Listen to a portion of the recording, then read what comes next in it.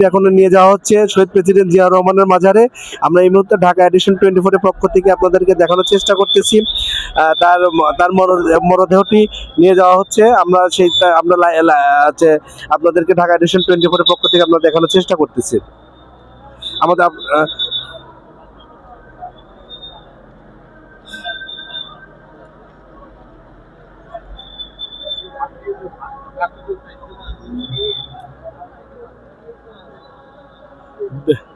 Dhaka addition 24 এর পক্ষ থেকে আপনাদেরকে সবাইকে স্বাগতম জানাচ্ছি।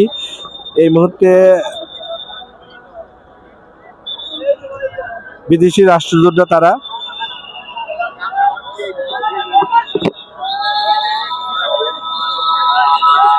আমরা এই মুহূর্তে ঢাকা এডিশন 24 এর পক্ষ থেকে আপনাদেরকে দেখানোর চেষ্টা করতেছি। বিএনপি চেয়ারপারসনের মরদেহটি অল্প কিছুক্ষণের মধ্যে শহীদ প্রেসিডেন্ট জিয়াউর রহমানের মাজারে নিয়ে যাওয়া হবে। আমরা আপনাদেরকে সেই জিনিসটা দেখানোর চেষ্টা করতেছি। আইন শৃঙ্খলা বাহিনীরা তারা বের হয়ে যাচ্ছে। আমরা এই যে শহীদ প্রেসিডেন্ট জিয়াউর রহমানের মাজারের উদ্দেশ্যে রওনা দিয়েছে তার গাড়িতে আমরা গাড়ি ভরটা আপনাদেরকে দেখানোর চেষ্টা করতেছি ঢাকা এডিশন 24 এর পক্ষ থেকে। অল্প কিছুক্ষণের মধ্যেই এই যে তার গাড়ি ভর্তি যাচ্ছে বিএনপির ভারপ্রাপ্ত চেয়ারম্যান জনাব তারেক রহমান। গাড়ি ভর্তি পিছিয়ে আছে। আমরা আপনাদেরকে দেখানোর চেষ্টা করতেছি। এই মুহূর্তে ঢাকা এডিশন 24 পক্ষ থেকে আপনাদেরকে সবাইকে স্বাগত জানাচ্ছি। তিনবারের প্রধানমন্ত্রী বেগম খালেদা জিয়ার মরদেহটি অল্প কিছুক্ষণের মধ্যে নিয়ে যাওয়া হবে শহীদ প্রেসিডেন্ট জিয়া রহমানের মাজারে। আপনারা দেখানোর চেষ্টা করতেছি।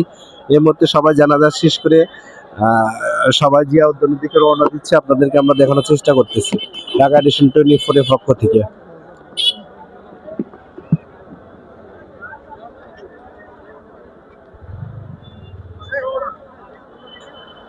এই মুহূর্তে ঢাকা এডিশন 24 এর পক্ষ থেকে সংসদ ভবনের সামনে থেকে আপনাদেরকে সবাইকে স্বাগত জানাচ্ছি।